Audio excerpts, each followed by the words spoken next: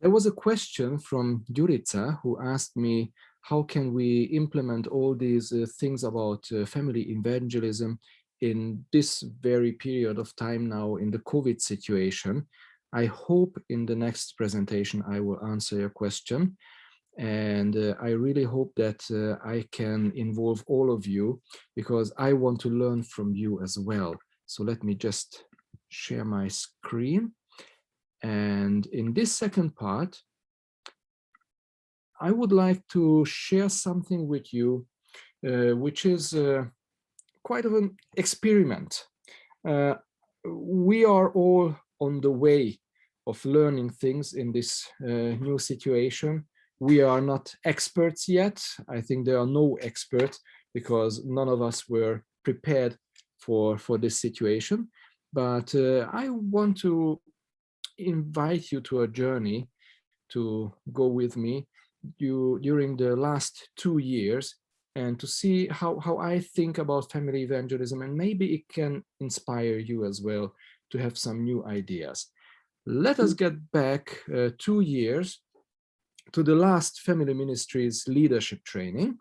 And I'm sure this picture is familiar to many of you who have been in Montenegro. Yes, this is Hotel Splendid, and we love to be there. We miss the good food from there, and we miss the spa and everything. But you don't know that I woke up every day half an hour earlier, and I made a special thing. I recorded every morning one part of an 8-part video training about marriage communication and conflict resolution. I said to myself that this is such a wonderful setting. I would use this opportunity with the beautiful background to make interesting videos about this topic. So I spoke to the manager there at the hotel, and he allowed me to do this recording. So I did this extra work every morning, just half an hour. I know some of you saw me running around with the camera and speaking, but now you see why this happened. I show you just the introduction video to have an idea how it looked like. Unfortunately, it is in Hungarian, but I am firstly responsible for the Hungarian family, so I did these videos in Hungarian. I speak about marriage problems that are created because of poor communication and how important it is to sharpen our skills of communication and conflict resolution. And I just introduced the topics which will follow: assertivity, how to read between the lines, how to express our emotions and deeper needs. And I'm sure the background is very familiar to many of you. These are very short videos. None of them are longer than 6 minutes. And on the way back home, I already edited the videos on my iPhone. So I did everything just with one iPhone, nothing special, no special preparations. I just wrote some notes, what I want to talk about. And then as I came home, I created a landing page where people can subscribe to this 8-part free video training. This is the number of yesterday evening. Till now, I have 2,397 subscribers who subscribe to get these videos. And there is a program where you can give in how often they should receive the next chapter of this training. So I send them automatically every second day one part of that series. So this is a way how I can get in touch with people, how we can create contact with them. As I saw that this is something that is interesting to people, I created other programs as well, short video training series. This is a 5-part video training. It's about parenting. I called it "Your Child Deserves the Best of You." And the subtitle was "What Your Parents Didn't Told You About Parenting." It's also the same model, very simple. I have till now 609 subscribers for that. I taped it in different countries where I was invited to speak. Just nice environment. You know, it is always interesting to people to see something nice, something that is not the same like home all the time. And then I developed another one as well, which is a very serious topic. I work a lot with couples who are involved in affairs, who are cheated on, or who live in cheating relationships. So I call this "You Just Found Out That Your Spouse is Involved in an Affair." This is a 4-part video training about what to do and what to avoid in a situation like this. And I have now 419 subscribers for that. So altogether, you see, with a little effort and a little intentional planning work, you can simply reach at least 3,000 people here just in this short thing. And this is really not much of work. I just woke up every morning 30 minutes earlier, and I made all the editing work on my iPhone during the way back home. So this is a time that is really worth to put into something like this. And then the pandemic broke out. And now I want to come back to the question that Jurica wrote in the comments. So what can I do to help couples and families in need during that time? Of course, we all, as people of faith who want to benefit for the community, for the wider community, we all want to do our part to give something. I have no idea about healing. I don't know anything about viruses, but I know a lot about relationships. I know a lot about marriage, family issues. So I decided to start a Facebook live event every evening, which I called Couple Minutes. And I started to do it at the end of March last year. And it was very, very simple. I chose one topic. I talked about this topic 15 minutes. It was something that I had a presentation about in the past. So I just took what I had on store. And then I read one chapter of a book that I wrote. It's an inspirational book, 1-page daily inspiration for families. And I read just 1 page of that book, and I answered the questions that the audience asked from me. So it was never more than 30 minutes, and I made this every single day from March till the end of June last year. And I invited all those who subscribed earlier for these free video trainings.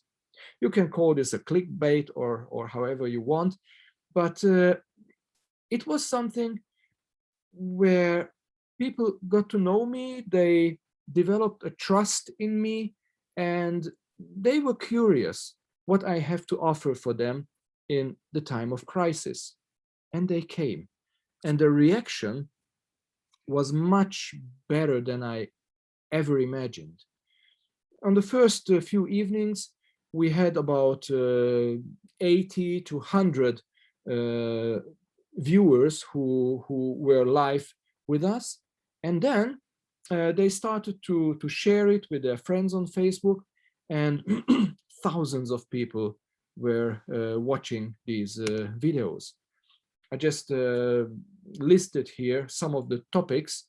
Maybe some of them will inspire you to do your own things. What were the topics? Levels of communication. Do opposites really attract? It's okay not to be okay. 5 signs of true forgiveness. building blocks of trust, 5 top techniques to keep calm under pressure, say it with gratitude, the difference between having sex and making love, don't cross this line, boundaries in marriage, your money, my money, our money, parenting styles, the vulnerable male self-esteem. Can a person really change? How to overcome a painful past. 5 most important things that you can give to your children. The language of respect. What is behind the blame? I cannot read it because there is a picture on Zoom. How to deal with sexual rejection. It's a very big issue during lockdown. Why are we so different? Mindfulness in marriage, resilience in love relationships, spiritual air pollution, me time in a committed relationship, emotional reserves for the lockdown. Let's make marriage great again.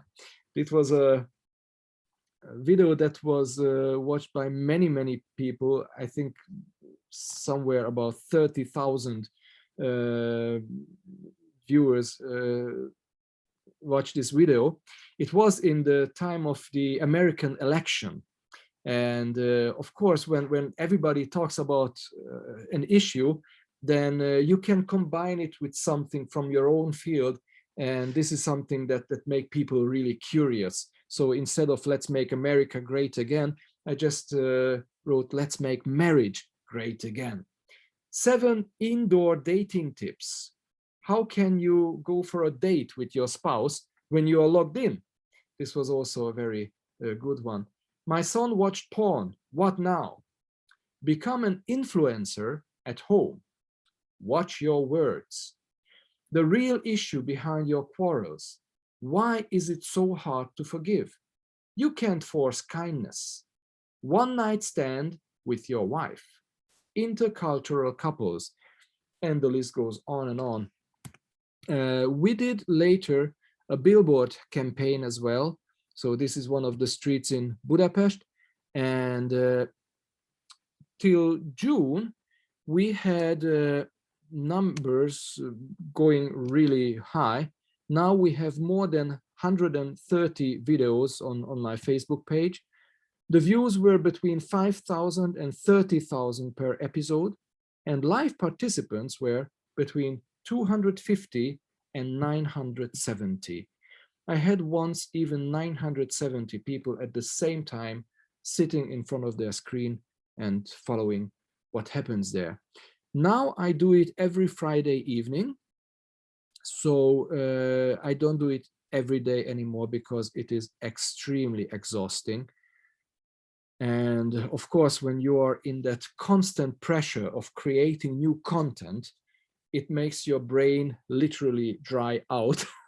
So I was really sometimes on the verge of burnout during this time, but I felt that burden on me that there is something I can contribute to the whole society, and I didn't want to miss out the chance to do that. So if you saw me maybe a bit tired or disorganized during the past few months, then this is the reason behind that.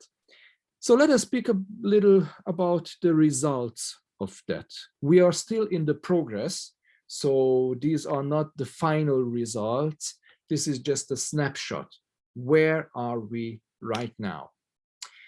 Every time on Friday evening, I said to my audience, you know, you see these programs every evening, and I know that you are interested about family life. But if you are interested also about spiritual life, then I want to invite you tomorrow morning to a special event. This is not going to be streamed here on my Facebook page, but on the Facebook page of the Adventist Church, where I am a pastor, and I will do an online worship. So If this is something that may be interesting for you, you are warmly invited to take part in that too. The next morning, Sabbath morning, I asked people to write in the comments. It is very important always to ask them to do something, to give a call to action. I asked them to write in the comments who are those who came over from the other group, from the couple minutes group. And I was shocked. 60 people wrote that they came just from the couple minutes, but from now on they want to attend our online worships as well. So we have now about 60 couples, and I know that there are whole families among them, who are sitting every Sabbath morning from 11, sitting there in front of their screens and watching our online worship. This is the reason why I needed to jump out from the FMLT yesterday, because these people expect me to be there. So I did my sermon yesterday as well. And we have lots of people totally from outside the church who have never got in touch with the church, just through the family issues that they had and that they were searching for answers for during the lockdown period. I also gave lectures about what it means to be a follower of Jesus. I invited them to make a decision for Jesus. And 2 of these people from outside decided for baptism. I connected them with their local pastors, and they are now preparing for baptism, which really makes my heart feel warm. And we have also a local campaign. We are in the construction works of our local church here in Sándorfalva. This is in the south corner of Hungary. And we are collecting donations for the construction works of the church. We grew out our old church. We are one of the fastest growing churches in Hungary. So we needed to sell the old building. We are building a new one, and we are fundraising for that. And I mentioned this a few times in my sermon.